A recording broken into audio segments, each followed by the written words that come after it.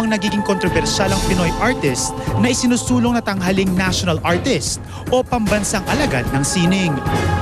Ang hiranging national artist ang pinakamataas na parangal na maaaring ibigay ng bansa sa isang Pilipinong respetado sa larangan ng musika, sayaw, teatro, visual arts, literatura at pelikula. Ilan sa mga national artists mula sa showbiz, sina Fernando Poe Jr., Eddie Romero, Lino Broca at Ishmael Bernal. Ngayong 2012, tatlong showbiz icons ang pinagtatapat para sa prestiyosong titulo. Superstar Nora Honor. Siyempre, natutuwa ako tsaka thankful ako dun sa mga taong naniniwala na dapat maging national artist si Mami.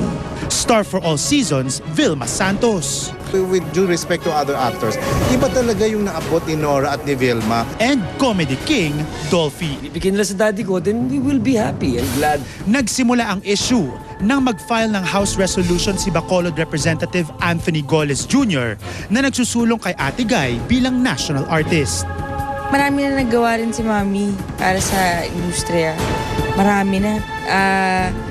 Marami na siyang naipakita na nagpapatunay na karapat-dapat siya. Samantala, si House Deputy Speaker Lorenzo Tañada III naman ay nagpaplanong maghain din ng resolusyon na magsusulong naman kay Ate V. Dinig ko na rin kay Vilma.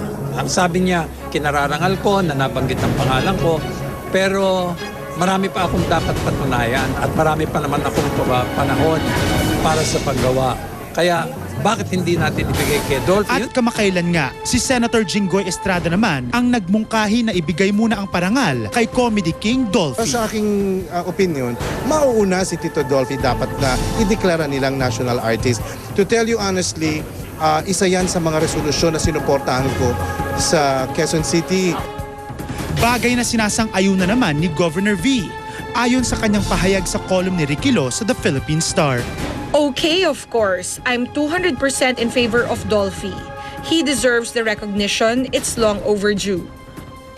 Ang pagpili ay isinasagawa ng National Commission for Culture and the Arts at ng Cultural Center of the Philippines. Hinuhusgahan ang mga nominado sa sumusunod na kriteria. Kabilang sa batayan ng pagpili ang kalidad ng mga nagawa, kontribusyon sa kulturang Pilipino, at kung malawakang nirerespeto ang nominado. At ang mapipili ay paparangalan mismo ng Pangulo ng Bansa. Alam mo, nakakagulo dyan. Yung mga tagahanga, yung mga fans of either side, as pigilan na nila kasi yung mga nagpapasya, parang nape-pressure sila tuloy na pag itong pipiliin natin, aawayin tayo nitong kabilang kampo or vice versa. Pinipili ang national artist minsan kada 3 taon. Sa akin, honestly,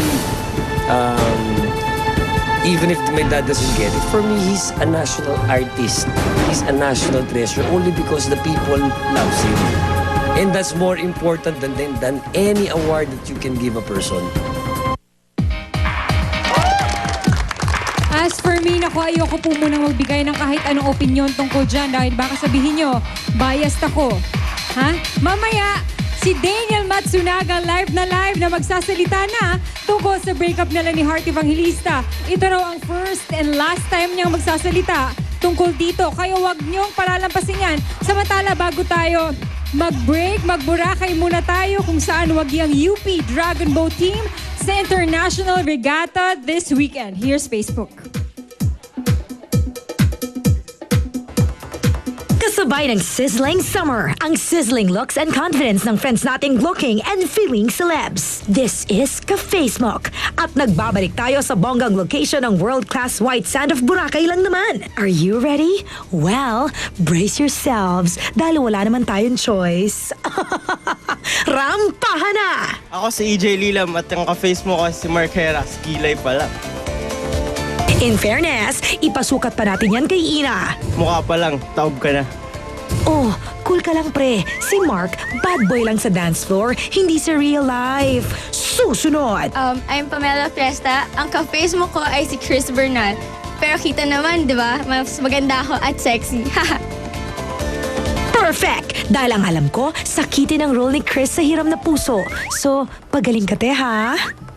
Pero in fairness, parang hawig mo si Jessica Sanchez. O ako lang yon. What you think, Jessica?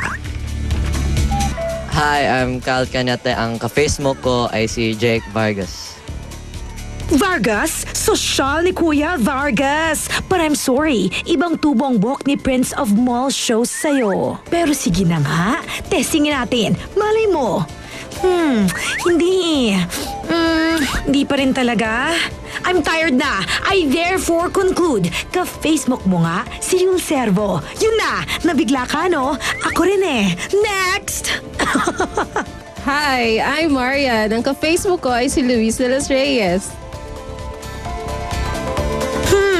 Parang may resemblance. Pero ang alam ko si Luis, twin star. Hindi veteran star. Ayaw ni Enzo at Alden yan.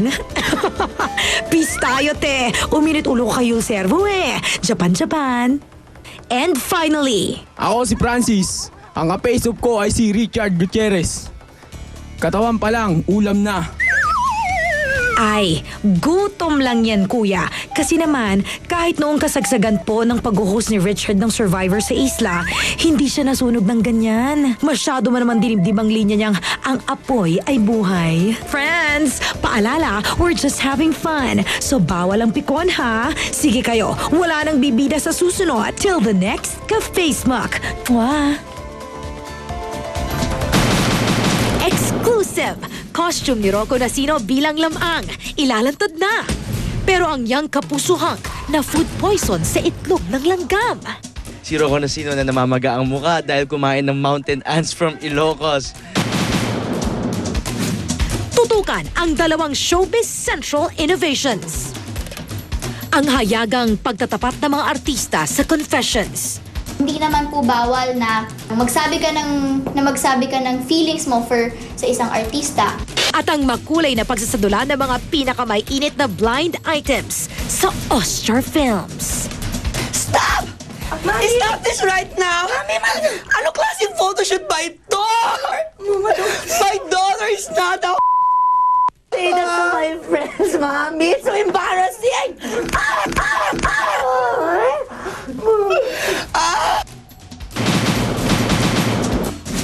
Susunod na, American supermodel at TV host Tyra Banks. Sinuot sa kanyang TV show ang creation ng Pinoy designer na si Rahul Laurel. Ibang level si Miss Tyra kasi buong mundo ang nakasubaybay dyan sa babaeng yan. At ang mga eksena sa likod ng maintrigang birthday celebration ni Bossing Vic Soto kahapon. Exclusive!